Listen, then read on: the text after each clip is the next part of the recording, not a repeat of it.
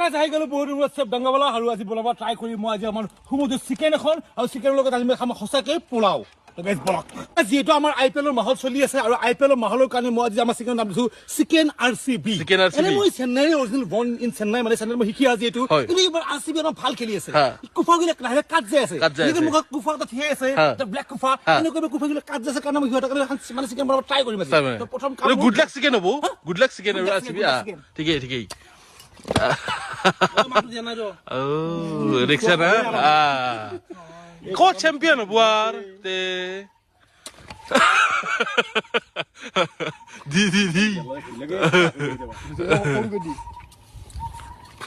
এত দিয়েই না এঙ্কে তেরিকা আপনি তো হ্যাঁ